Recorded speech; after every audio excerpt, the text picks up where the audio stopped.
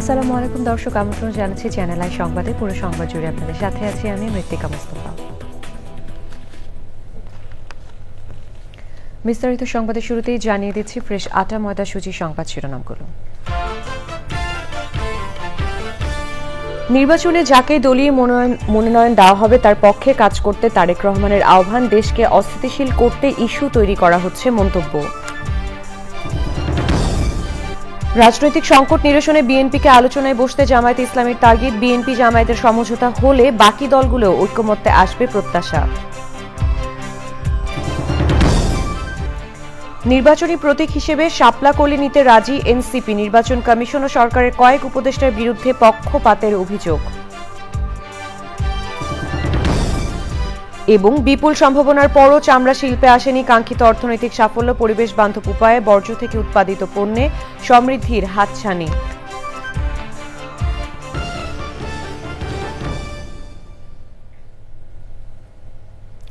দর্শক, সংবাদ শিরোনামগুলো জানাচ্ছিলাম। এখনকার সংবাদ আয়োজন একই সঙ্গে চ্যানেলের ইউটিউব চ্যানেলে এবং চ্যানেলের ওটিটি প্ল্যাটফর্ম আই স্ক্রিনে লাইভ স্ট্রিম হচ্ছে। যাচ্ছে বিস্তারিত সংবাদে। দল থেকে যাকে মনোনয়ন দেওয়া হবে তার পক্ষে কাজ করতে নেতাকর্মীদের নির্দেশনা দিয়েছেন বিএনপি ভারপ্রাপ্ত চেয়ারম্যান তারেক রহমান। বিএনপির প্রবাসী সদস্যদের অনলাইন পেমেন্ট গেটওয়ে উদ্বোধন অনুষ্ঠানে ভার্চুয়ালি যুক্ত হয়ে তারেক রহমান বলেন, নির্বাচনকে সংশয় ও সংকটে ফেলার জন্য নানা শর্ত দিয়ে দেশকে অস্থিতিশীল করার ষড়যন্ত্র চলছে। বিস্তারিত জাকিয়া আক্তারের রিপোর্টে। রাজধানীর গুলশানে একটি হোটেলে বিএনপির প্রবাসী সদস্যদের জন্য অনলাইন পেমেন্ট গেটওয়ে চালুর কার্যক্রম উদ্বোধন অনুষ্ঠান। এই উদ্যোগের ফলে প্রবাসী নেতাকর্মীরা বিএনপির ওয়েবসাইটের মাধ্যমে সদস্যপদ নবায়ন ও নতুন সদস্যপদ গ্রহণ করতে পারবেন। অনুষ্ঠানে দলের মহাসচিব মির্জা ফখরুল ইসলাম আলমগীর, স্থায়ী কমিটির সদস্যবৃন্দ সহ সিনিয়র নেতারা উপস্থিত ছিলেন। দলের ভারপ্রাপ্ত চেয়ারম্যান তারেক রহমান ভার্চুয়ালি যুক্ত থেকে কার্যক্রম উদ্বোধন করেন। নেতাকর্মীদের উদ্দেশ্যে তিনি বলেন, দল যাকে মনোনয়ন দেবে তাকে বিজয়ী করতে সবাইকে ঐক্যবদ্ধভাবে কাজ করতে হবে। দেশের প্রতিটি সংসদীয় আসনে বিএনপির একাধিক যোগ্য এবং জনপ্রিয় প্রার্থী থাকা সত্ত্বেও ভিন্ন রাজনৈতিক দলের যারা ফ্যাসিবাদ বিরোধী আন্দোলনে আমাদের সঙ্গে রাজপথের সঙ্গী ছিলেন, এমন প্রার্থীকেও বিএনপি সমর্থন দেওয়ার সিদ্ধান্ত নিয়েছে।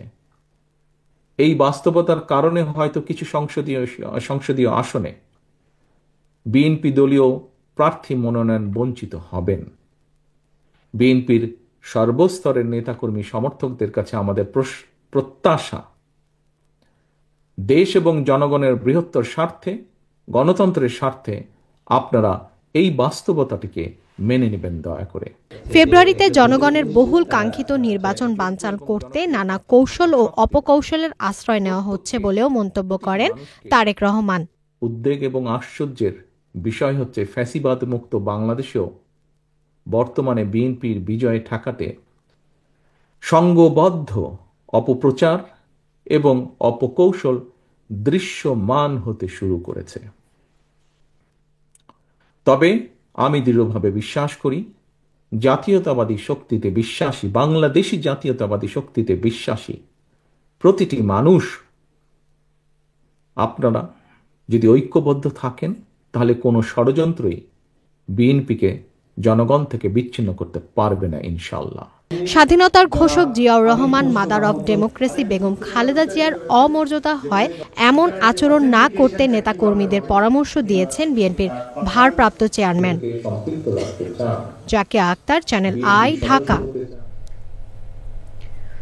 বর্তমান রাজনৈতিক সংকট নিরসনে বিএনপিকে আলোচনায় বসার আহ্বান জানিয়েছে জামায়াতে ইসলামী। রাজধানীর মগবাজারে সংবাদ সম্মেলনে দলের নায়েবে আমির সৈয়দ আব্দুল্লাহ মোহাম্মদ তাহের বলেন, বিএনপি জামায়াতের সমঝোতা হলে বাকি দলগুলো ঐকমত্যে আসবে। সংস্কার ইস্যুতে অন্তর্বর্তী সরকারকে কোনো চাপের মুখে নতি স্বীকার না করার আহ্বান জানান তিনি। তাফিমুল ইসলাম জানাচ্ছেন। চলমান রাজনৈতিক পরিস্থিতি নিয়ে রাজধানীর মগবাজারে জামায়াতে ইসলামীর সংবাদ সম্মেলন। উপস্থিত ছিলেন দলের শীর্ষ পর্যায়ের নেতারা। সংবাদ সম্মেলনে দলের নায়েবে আমির সৈয়দ আব্দুল্লাহ মোহাম্মদ তাহের জামায়াতকে নিয়ে সাম্প্রতিক সময়ে বিভিন্ন সমালোচনার জবাব দেন। আমরা ৩০ আসনে নমিনি দিচ্ছি, কাজ করতেছি, তারপরে বলে জামাত ইসলাম ফেব্রুয়ারি নির্বাচন চায়। যত দাবি আছে সব দাবি পেশ করে করতেছি, পূরণ করে আদায় করে ফেব্রুয়ারিতে ইলেকশন করবো। এতবার ফেব্রুয়ারি করছি, জীবনেও এত ফেব্রুয়ারি আগে উচ্চারণ করিনি। রাজনৈতিক সংকট মোকাবেলায় বিএনপিকে আলোচনা বসার আহ্বান জানান তিনি। আমি বিএনপিকে অনুরোধ করব, আসুন বিএনপি এবং জামাত ইসলামী আমরা একসাথে বসি, আমরা দেশের এই পরিস্থিতি নিয়ে খোলামেলা আলোচনা করি এবং একটি সুন্দর সুষ্ঠু নির্বাচন, আমাদের যে চার্টার অফ জুলাই যেগুলো আছে দেশের জন্য অত্যন্ত প্রয়োজন, সেই চার্টারের জন্য যে গণভোটের যে গণভোট, জাতীয় নির্বাচন এবং কনস্টিটিউয়েন্সি অ্যাসেম্বলি এবং এটার বাস্তবায়নের জন্য যে ইম্পিউনিটি দেওয়া হচ্ছে সেটি, যেগুলো নিয়ে আসলে সমস্যা, আসলে সব ইস্যু নিয়ে আমরা বসি। সাংবাদিকদের বিভিন্ন প্রশ্নের জবাব দেন জামায়াতের নায়েবে আমির। আগামী নির্বাচন বানচাল করার জন্য অনেকে বলছে এটা জামাত ইসলামী দায়ী, তো উনি আমাকে বলছে আপনি কি এটা প্রমাণ করবেন যে আপনারা দায়ী।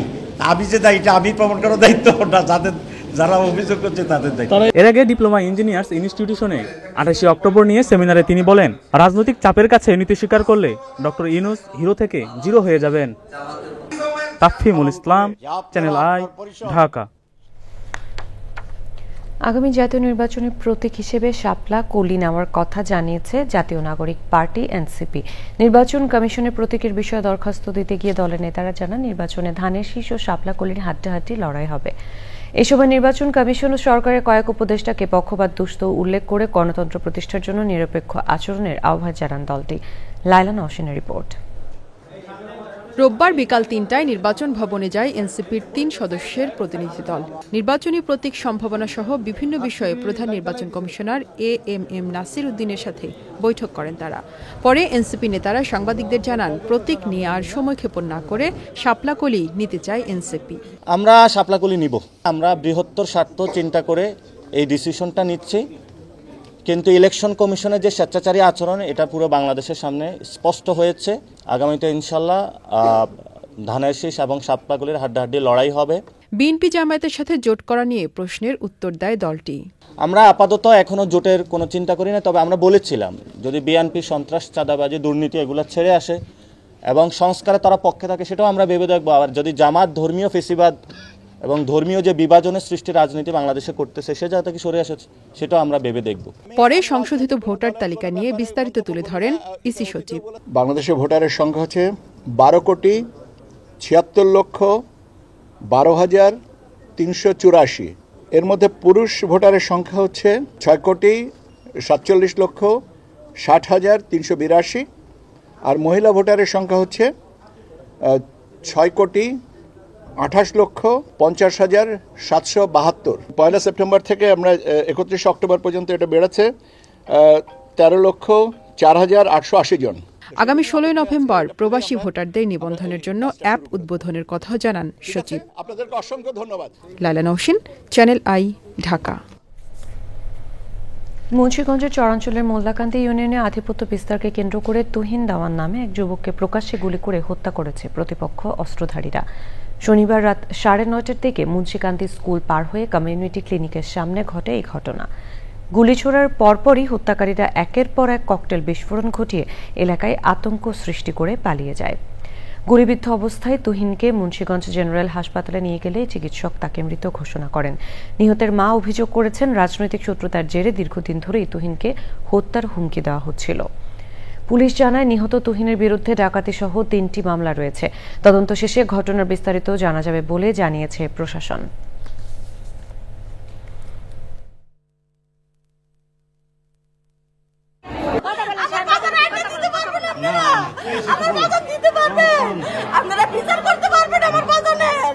ঘটনা মাত্র ঘটেছে, আমরা এটা নিয়ে তদন্ত শুরু করেছি, তদন্ত করে বিস্তারিত বলা যাবে।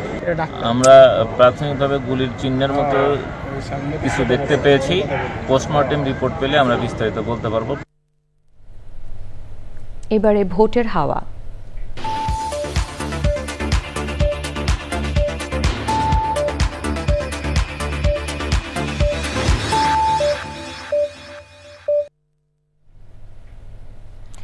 আসন্ন জাতীয় সংসদ নির্বাচন ঘিরে সারা দেশে বইছে নির্বাচনী হাওয়া। দীর্ঘদিন পর অবাধ সুষ্ঠু একটি নির্বাচনের প্রত্যাশায় সবখানে চলছে আলোচনা। দেশের নানান বয়সী, নানান পেশার মানুষ কি ভাবছেন নির্বাচন নিয়ে। আজ জানবো কি চাইছেন রাঙামাটির ভোটাররা। সুন্দর, সুষ্ঠু এবং সকলের অংশগ্রহণমূলক একটা নির্বাচন আমরা আশা করতেছি, যাতে সবাই সুষ্ঠুভাবে, সুন্দরভাবে নির্বাচনে অংশগ্রহণ করতে পারে। অন্তর্বর্তীকালীন সরকার, তাদের কাছে সবারই প্রত্যাশা যে একটা সুষ্ঠু এবং গণতান্ত্রিক পদ্ধতিতে একটা নির্বাচন, এবং অবশ্যই সেই নির্বাচনে সব দল মত নির্বিশেষে অংশগ্রহণ করবে। সুন্দর একটা নির্বাচন দিয়ে যাতে একটা আমাদের সরকার বুঝাই দিয়ে যায়, সেটা আমি তার কাছে প্রত্যাশা রাখি। আমরা চাই পার্বত্য চট্টগ্রামে সুন্দর একটা সুস্থ একটা নির্বাচন, অবাধ সুস্থ একটা নির্বাচন, সবাই ভোটাধিকার প্রয়োগ করবে। জুলাইয়ের যে গণ অভ্যর্থনের যে জন আকাঙ্ক্ষা, এটা যাতে বাস্তবায়ন হয় এবং যে যাতে আমরা আগামীতে সুন্দর একটা বাংলাদেশ বিনির্মাণ করতে পারি। সুষ্ঠু সুন্দর একটা নির্বাচন চাচ্ছি, নিরপেক্ষ যাতে হয় এবং প্রার্থী হিসেবে যদি বলি যোগ্যতা সম্পন্ন প্রার্থী প্রয়োজন আছে। নির্বাচনের মাধ্যমে এমন একজন নেতা উঠে আসুক যে নেতা হচ্ছে যে এখানকার সকলের কথা ভাববে। আগামী প্রজন্মের জন্য একটা আলোকিত দরজা না হলেও একটা আলোকিত জানালা যাতে রেখে যেতে পারি। বাঙালি পাহাড়ি সবার কাছে গ্রহণযোগ্যতা আছে এই ধরনের আমি নেতাকেই আমি চাই যে তাকে নির্বাচনে সে জয়লাভ করুক। সুন্দর একটা নির্বাচন আগামী আমাদের সারা বাংলাদেশে পার্বত্য অঞ্চলে ভিন্ন একটা জেলা, আমরা চাই এখানে যোগ্য সম্পূর্ণ একটা প্রার্থী যার কোনো দুর্নীতি থাকবে না, সে থাকবে দুর্নীতির ঊর্ধ্বে একজন ভালো একজন মানুষ। সবাইয়ের অংশগ্রহণে একটা সুষ্ঠুভাবে নির্বাচন হোক এবং একটা গণতান্ত্রিক প্রক্রিয়ায় একটা সরকার গঠন হোক, এটা আমি আশা করি। এই জেলায় এমন প্রার্থীকে নির্বাচন করা উচিত যার সাথে সকল সম্প্রদায়ের সাথে একটা ঘনিষ্ঠ যোগাযোগ আছে। যে প্রার্থী আমাদের কথা বলবে তাকে আমরা নির্বাচন করব। এবারে অন্যান্য সংবাদ। আজ ৩রা নভেম্বর জেল হত্যা দিবস। ১৯৭৫ সালে ৩রা নভেম্বর ঢাকা কেন্দ্রীয় কারাগারের ভেতরে জাতীয় চার নেতা সৈয়দ নজরুল ইসলাম, তাজউদ্দিন আহমেদ, মোহাম্মদ মনসুর আলী, কামরুজ্জামানকে হত্যা করা হয়। ওবায়দুল রশিদের রিপোর্ট। ৭৫-এর ১৫ই আগস্টের অল্প কদিন পর গ্রেফতার করা হয় জাতীয় চার নেতা সৈয়দ নজরুল ইসলাম, তাজউদ্দিন আহমদ, মোহাম্মদ মনসুর আলী এবং আবুল হাসনাত মোহাম্মদ কামারুজ্জামানকে। তাদের রাখা হয় ঢাকা কেন্দ্রীয় কারাগারে। টালমাটাল এবং উত্তেজনাকর এক পরিস্থিতিতে ৩ নভেম্বর মধ্যরাতে কারাগারের সামনে একটি পিকআপে করে আসে কয়েকজন সেনা সদস্য। সে সময়ের রাষ্ট্রপতি খন্দকার মোশতাক আহমেদ ফোন করে নির্দেশ দেন সেনা সদস্যরা যা করতে চায় তাদের যেন তা করতে দেওয়া হয়। রাত ৩টার পর তখনকার জেলার আমিনুর রহমানের কাছে জাতীয় চার নেতাকে একত্রিত করার নির্দেশ আসে। সৈয়দ নজরুল ইসলাম ও তাজউদ্দিন আহমদ যে সেলে ছিলেন সে কক্ষে মনসুর আলী এবং কামারুজ্জামানকে নিয়ে আসা হয়। এরপর সেখানেই গুলি করে হত্যা করা হয় জাতীয় চার নেতাকে। হত্যাকাণ্ডের পরদিন ৪ নভেম্বর লালবাগ থানায় নিয়মিত মামলা হয়। ২৯ বছর পর ২০০৪ সালের ২০ অক্টোবর রায় দেন নিম্ন আদালত। Obaidul Rashid, channel I, Dhaka. উঁচু নিচু রাস্তা আর খানাখন্দে প্রায় ২ বছর দুর্ভোগ পোহাচ্ছেন রাজধানীর তেজগাঁওয়ের নাকালপাড়ার বাসিন্দারা। সড়ক খারাপ থাকায় দিনের অধিকাংশ সময় এখানে যানজট লেগেই থাকে। এলাকাবাসী জানান এক এক সময় এক এক সেবা সংস্থা রাস্তা খোঁড়াখুড়ির পর তা দিনের পর দিন ফেলে রাখায় এমন অবস্থার সৃষ্টি হয়েছে। শাকের আদনানের রিপোর্ট। তেজগাঁওয়ের নাখালপাড়ার এ সড়ক দিয়ে প্রতিদিন অনেক মানুষ চলাফেরা করেন। পাশে শিল্প প্রতিষ্ঠান থাকায় বিভিন্ন এলাকা থেকেও বহু কর্মজীবী মানুষ এই রাস্তা ব্যবহার করেন। অথচ এই এলাকায় বছর দুয়েক ধরে খানাখন্দ আর উঁচু নিচু রাস্তায় মানুষকে ভোগান্তি পোহাতে হচ্ছে। সকাল থেকে সন্ধ্যা পর্যন্ত প্রায়ই যানজট লেগে থাকে। এই রাস্তা একবার কাটছে, কেটে ফেলে রাখছে, ফেলে রাখার পরে কিছু সারছে, আবার অর্ধেকের কম ভাগে আবার রাখছে। কাইটে থুয়ে গেছে, 2 টপ ছায়ে গেছে, কয় ডালাই দিয়ে দেবো, হয় ডালাই অর্ধেক এইটুক দিয়ে, আর কয় আমাকে ডালাই নেই। বৃষ্টি এলে কাদা হয়ে যায়, রাস্তাঘাটে চলা যায় না, বড় বড় যানজট চলার পরে মনে করেন রাস্তাগুলো একবারে ভেঙে অবস্থা টাইট হয়ে গেছে। শুধু তাই নয়, রাস্তা খোঁড়ার পর ভ্যাকুয়াম মেশিন অর্ধেক সড়ক জুড়ে রেখে দেওয়া হয়। সেই সঙ্গে যেখানে সেখানে ফেলে রাখা হয়েছে ইট বালু সহ নির্মাণ সামগ্রী। হাঁটা চলার অসুবিধা, বাচ্চারা হাঁটতে পারতেছে না। তারপর এই কদিন পর পরই গাড়ি এখানে উল্টায় পড়ে যেতেছে, এখানে অটো গাড়িগুলো উল্টায় পড়ে যেতেছে। প্রতিদিনই হচ্ছে আর কি, এরকম এখন একটা সমস্যা হচ্ছে। আমার নিজের এই দোকান, আমার পাশের একটার দোকান, রাস্তা আপনার টাকা কাইট হইয়া আপনার কাছের মাল পড়ে আমার প্রায় ৮-১০ হাজার টাকার মাল নষ্ট হয়ে গেছে। 2 বছর ধরে আমাদের এই সমস্যা। কয়দিন পর রাস্তা মানে ভালো করে, পর আবার ঘুরার পর আর ঠিক করে না, এরকম অবস্থা। আমরা তো চাই যেন আমরা সুস্থভাবে একটা রাস্তা চলতে পারি, কারণ এটা তো জীবনের জন্য অনেক ঝুঁকি। তা অবশ্যই এই বিষয়গুলো দেখা দরকার। নিত্যদিনের এসব ভোগান্তি থেকে রেহাই দিতে কর্তৃপক্ষ রাস্তা সংস্কার ও মেরামতের কাজ দ্রুত শেষ করবে সেই প্রত্যাশা সবার। Shakir Adnan, channel I, Dhaka. মেয়ের বিয়ের দিনক্ষণ ঠিক করতে যাওয়ার পথে মবের শিকার হয়ে গণপিটুনিতে মারা যাওয়া রংপুরের রূপলাল রবি দাসের মেয়ে নূপুরের বিয়ে হয়েছে রোববার। অন্টনের সংসারে সাধ্য অনুযায়ী আয়োজন করেন পরিবারের সদস্যরা। মেরিনা লাভলির রিপোর্ট। মেয়ের বিয়ের দিনক্ষণ ঠিক করতে যাওয়ার পথে চোর সন্দেহে গণপিটুনিতে মারা যান রংপুর তারাগঞ্জের ঘনিরামপুর এলাকার পাদুকা শিল্পী রূপলাল রবি দাস। বাবাকে হারানোর প্রায় 2 মাস পর সেই মেয়ে নূপুর রবি দাসের বিয়ে। সাধ্যমতো আয়োজন করেন রূপলাল রবি দাসের স্ত্রী ভারতী রানী। আজকে শুভ বিবাহ, কিন্তু আমরা খুব সমস্যার মধ্যেই আছি। আমার গার্জিয়ান না থাকাতে, আমার স্বামী না থাকাতে, কারণ গ্রামের লোকজন, দেওয়ানি দরবার যারা যারা আমার সঙ্গে আছে, ওনারা মানে কাজের ক্ষেত্রেই সহযোগিতা করতেছেন।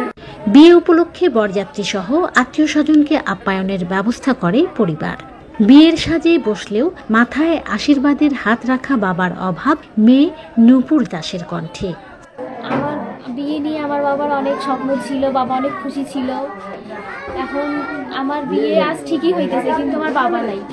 সব থেকে দুঃখের বিষয় হচ্ছে আমার বাবা থাকলে আজ আমায় সম্প্রদান করতো। এখন সেই জায়গায় আমার মামা আমাকে সম্প্রদান করতেছে। বাবা থাকলে সেই আনন্দটা অন্যরকম থাকতো। 9 আগস্ট রাত 9:30টার দিকে তারাগঞ্জ কাজিরহাট ছেত্রা বটতলায় চোর সন্দেহে মারপিটের পর পরবর্তীতে বুড়িরহাট উচ্চ বিদ্যালয় মাঠে রূপলাল ও তার জামাই প্রদীপকে স্থানীয়রা গণপিটুনি দেয়। এতে ঘটনাস্থলে রূপলাল ও রংপুর মেডিকেল কলেজ হাসপাতালে মারা যান জামাই প্রদীপ। রংপুর থেকে মেরিনা লাভলি, চ্যানেল আই। যুগের পর যুগ ভয়াবহ দূষণ ও রোগ জীবাণু ছড়ানোর সমর্থক হয়ে উঠেছে চামড়া শিল্প। বিপুল সম্ভাবনার বিপরীতেও আসেনি কাঙ্ক্ষিত সামাজিক ও অর্থনৈতিক সাফল্য। গলার কাটা হয়ে ওঠা বর্জ্য এখন হয়ে উঠেছে বিপুল বৈদেশিক মুদ্রা আয়ের খাত। চামড়ার ক্রোম শেভিং ডাস্ট থেকে ইন্ডাস্ট্রিয়াল প্রোটিন যেমন উৎপাদন হচ্ছে, তেমনি কাঁচা চামড়ার টুকরো থেকে তৈরি হচ্ছে গ্লু, জিলেটিন এবং ক্যাপসুল কভার। সমৃদ্ধির বার্তা দিচ্ছে এইসব উপজাত পণ্য। আব্দুল করিমের ভিডিও চিত্রে মোশাহিদ রনের রিপোর্ট।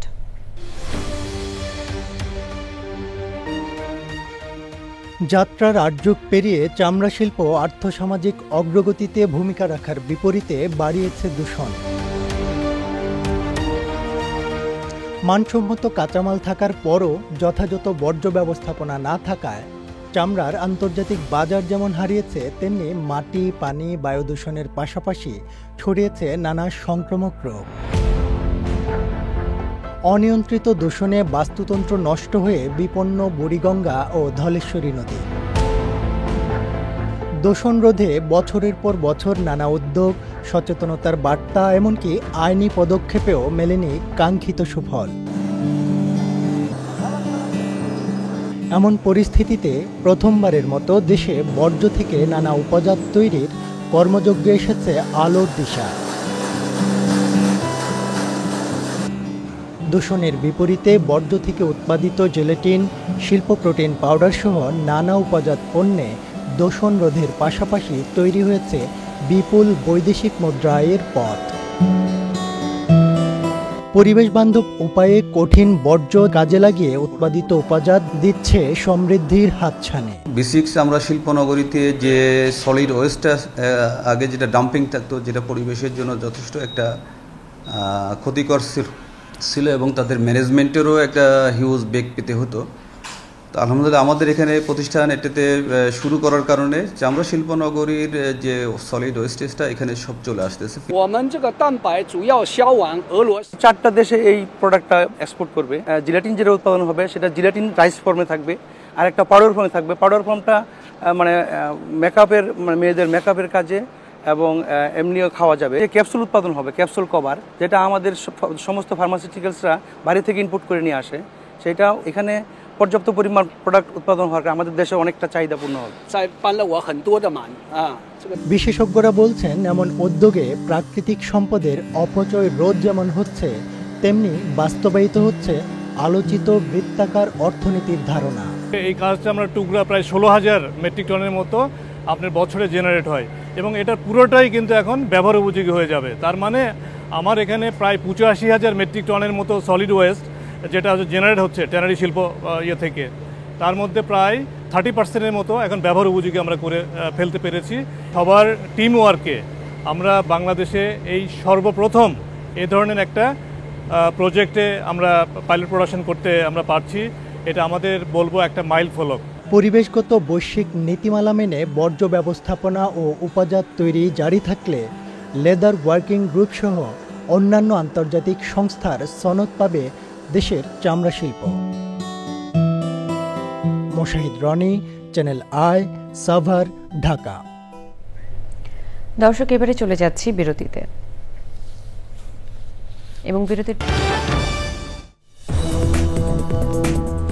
দর্শক ফিরে এলাম বিরতির পর। 4 নভেম্বর যুক্তরাষ্ট্র পার্লামেন্টের নিম্নকক্ষ House of Representative, city mayor ও কাউন্সিলম্যান নির্বাচন হবে। এবারে নির্বাচনেও বিভিন্ন পদে অংশ নিচ্ছেন প্রবাসী বাংলাদেশিরা। যুক্তরাষ্ট্র থেকে শৌমিক আহমেদ ও রাশেদ আহমেদের পাঠানো তথ্য ও ভিডিও চিত্র নিয়ে বিস্তারিত জানাচ্ছেন সুব্রত গায়েন। প্রতি বছর নভেম্বরের প্রথম মঙ্গলবার যুক্তরাষ্ট্রের ইলেকশন ডে। প্রেসিডেন্ট সহ স্থানীয় পর্যায়ের সব নির্বাচনই এদিনে অনুষ্ঠিত হয়। এবছর নিউ ইয়র্ক সহ বিভিন্ন সিটি ও স্টেট নির্বাচন অনুষ্ঠিত হবে। নিউ ইয়র্ক সিটির মেয়র পদে সবশেষ জরিপ অনুযায়ী এগিয়ে আছেন ডেমোক্রেটিক প্রার্থী Zohran Mamdani.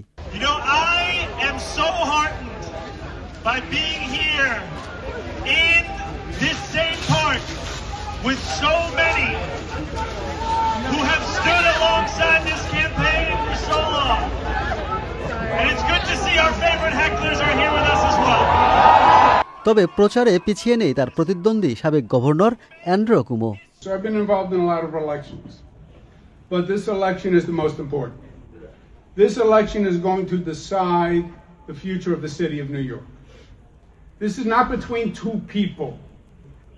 It's not even between two parties, Democrat, Republican. এই নির্বাচনে bureau president, city council member সহ বিভিন্ন পদে অংশ নিচ্ছেন প্রবাসী বাংলাদেশিরাও। অনেক কিছু করার আছে। আমি সবসময় কমিউনিটিতে ইনভলভ ছিলাম। যখনই সুযোগ পেয়েছি, ক্লাসমেট থেকে, কলেজ থেকে সবসময় ভলান্টিয়ার করেছি, হসপিটালে, লাইব্রেরিতে, যেকোনো ভলান্টিয়ারে ইনভলভ ছিলাম। গত 4 বছর ধরে এই মেলবোর্নকে সার্ভ করে আসছে এজ এ মেয়র হিসেবে। তো এইবার যেটা হলো যে বিনা প্রতিদ্বন্দ্বিতায় যে আমি জয়লাভ করলাম, তো ওই জন্য খুবই আনন্দ লাগতেছে। স্থানীয় সময় সকাল 6টা থেকে রাত 9টা পর্যন্ত ভোট গ্রহণ হবে। Subrata Gayen, channel I. মিশরে নিযুক্ত সুদানের রাষ্ট্রদূত ইমাদ্দেদ্দিন মুস্তাফা মিশরের র্যাপিড সাপোর্ট ফোর্স আরএসএফ এর বিরুদ্ধে যুদ্ধাপরাধের অভিযোগ এনেছেন। তিনি আন্তর্জাতিক সম্প্রদায়কে আরএসএফকে সন্ত্রাসী সংগঠন ঘোষণার আহ্বান জানান। আরএসএফ এর সাথে আলোচনা থেকে নিজ সরকারকে বিরত থাকারও ঘোষণা দেন তিনি। এছাড়া সংযুক্ত আরব আমিরাতকে আরএসএফকে অস্ত্র সরবরাহের অভিযোগও পুনর্ব্যক্ত করেন। জাতিসংঘের তথ্যমতে দারফুরের এল ফাশের শহরে আরএসএফ বেসামরিক নাগরিকদের লক্ষ্য করে হত্যা ও নির্যাতন চালাচ্ছে, যদিও তারা এইসব অভিযোগ অস্বীকার করে। এবারে কৃষি সংবাদ।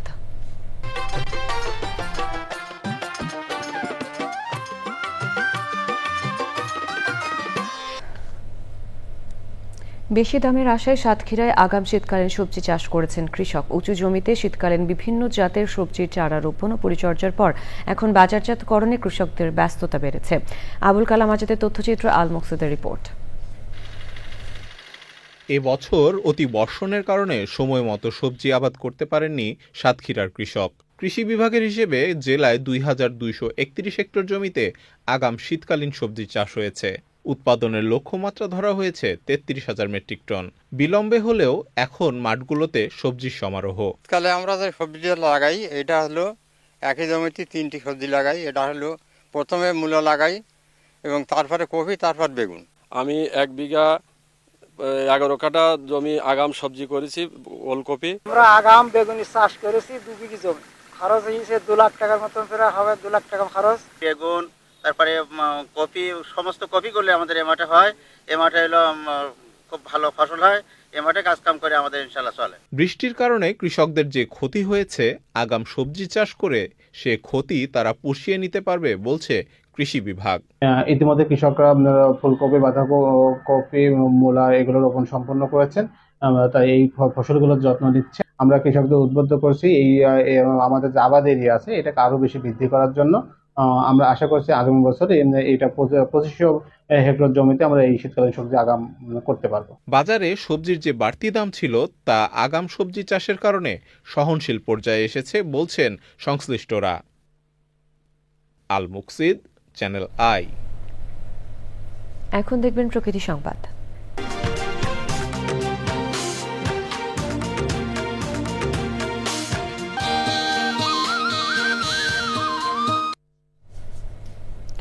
কুমির আতঙ্কে দিন কাটাচ্ছেন মানিকগঞ্জবাসী। সম্প্রতি বিভিন্ন স্থানে কুমির দেখার খবরে ছড়িয়ে পড়ে কুমির আতঙ্ক। পদ্মা নদী ঘেঁষা জলাশয়গুলোতে কুমিরের উপদ্রব বৃদ্ধির অভিযোগ স্থানীয়দের। গোলাম সারোয়ার সানুর তথ্য ও ভিডিওচিত্র নিয়ে আফরোজা হাসির রিপোর্ট। সম্প্রতি মানিকগঞ্জের পদ্মা নদীর শাখা নদীতে কয়েকটি স্থানে কুমির ভাসতে দেখেন স্থানীয়রা। এরপর থেকেই আতঙ্কে সদর উপজেলার হাটিপাড়া এবং হরিরামপুর উপজেলার ধুলসুরা ও হারুকান্দি ইউনিয়নবাসী। ভয়ে পানিতে নামছেন না স্থানীয়রা।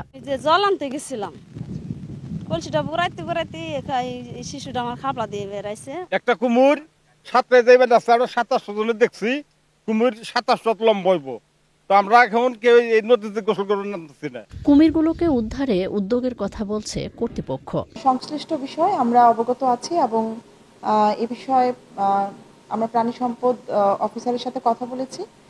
উনি প্রয়োজনীয় ব্যবস্থা গ্রহণ করবেন বলে আমাদের জানিয়েছেন। কুমির আতঙ্ক নিরসন ও জননিরাপত্তা নিশ্চিতে দ্রুত কার্যকর ব্যবস্থা নেওয়ার দাবি এলাকাবাসীর।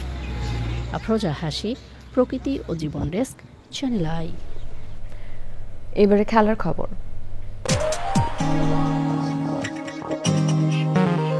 আরো একবার নির্বাচনে যাকে দলীয় মনোনয়ন দেওয়া হবে তার পক্ষে কাজ করতে তারেক রহমানের আহ্বান। দেশকে অস্থিতিশীল করতে ইস্যু তৈরি করা হচ্ছে মন্তব্য।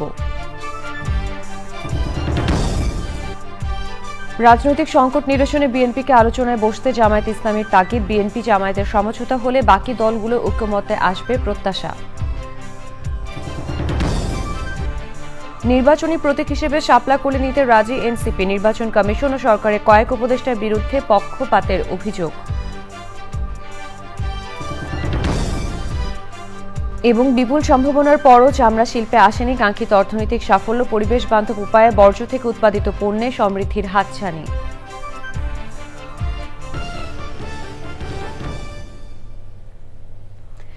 চ্যানেলের সর্বশেষ সংবাদ জানতে ভিজিট করুন channelionline.com এবং যুক্ত থাকুন আমাদের সোশ্যাল মিডিয়া প্ল্যাটফর্মগুলোর সাথে। এই ছিল এখনকার সংবাদ। সবাইকে সাথে থাকার জন্য ধন্যবাদ।